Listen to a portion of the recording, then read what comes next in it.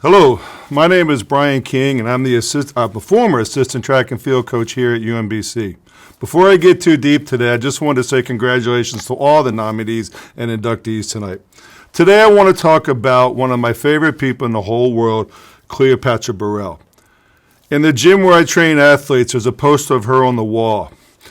It's her throwing the shot, and underneath of it, it says, "When you get up each morning and begin to write the next page of your life story, you must make sure that the words 'I gave up' are never written. Later in life, when you read your story, you will be grateful."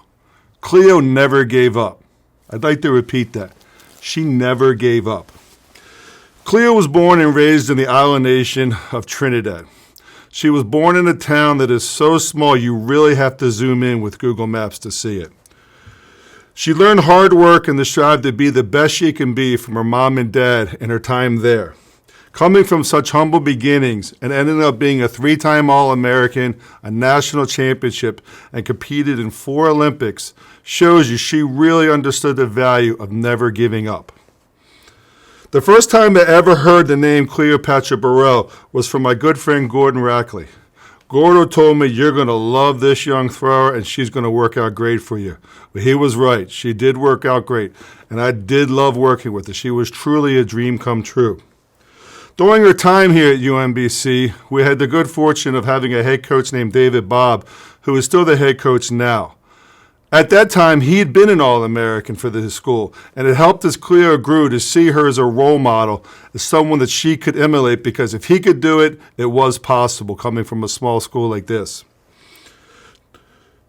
One day during Cleo's senior year, Dr. Brown, who was the athletic director, came down to practice, and he was a big supporter of Cleo's. And he came down and he asked her, "You think you're going to be an All-American again this year?"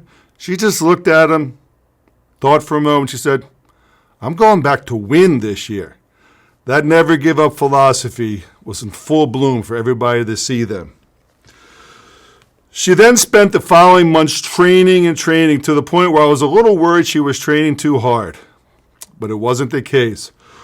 On March 2nd, 2002, on the 5th row of the competition at the University of Arkansas, Cleo threw 17 meters, 15 centimeters to be the national champion NCAA Division I women's shot put. And that brings us to why we are here today. It is my honor to induct Cleopatra Borel into the UMBC Athletics Hall of Fame. Thank you.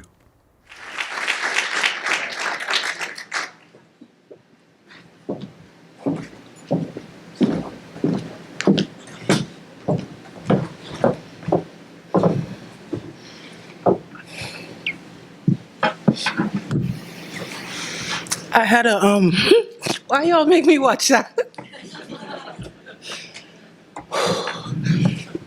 I'm sorry. Why y'all take so long to induct me? Coach Bob wrote all my jokes, so blame him.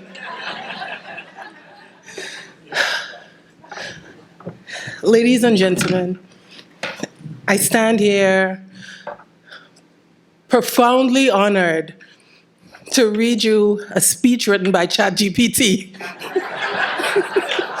But we're not going to do that.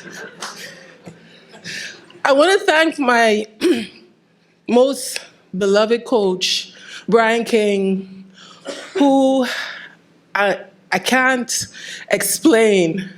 I was just an island girl in America, and he not only coached me in track and field, but he coached me in life. And I have to say, I am who I am today because of Brian. Where is Brian? Because of Brian. There are so many Brian stories. He is my most beloved coach. He's too young to be a dad, but he's like a cool uncle to me. And he's really guided me through life. And every time that I've listened to him, it's been the right decision. Brian is the kind of coach that tells you not only that you've qualified for the Olympic Games, but picks you up and drives you to your new training venue when he thinks you're taking too long to get a move on. Thank you so much, Brian. Brian adopted me from my first coach, Coach Gordon Rackley, who is no longer with us. But I've been blessed with so many great coaches that I could see myself being nothing more than a coach. I'm so proud and honored today to call myself coach. Thank you, Dr. Brown, so much for your continued support. Dr. Brown came all the way to Toronto, in my mind, to see me compete. And when he finally came to the Pan Am Games, I finally won after 5 tries. Thank you, KZ, for bringing me back to school when I forgot my shoes at one time. Thank you to everyone. The staff at UMBC has been amazing to me. Sometimes I wasn't so amazing. I apologize. I didn't know better. I was a kid. Now you know that my athletes are doing the same to me, and I can look back and be like, what would Brian do? And I do that, and it's always right. I want to thank my friend Linda White. She's here. She's my first training partner. She taught me to be aggressive and what it really means to be an athlete. I want to thank John Desi. He's here. He taught me to squat. No, he's thin. I'm not. That's crazy. Thank Coach Bob. Coach Bob's amazing somehow. He looks the same as I left.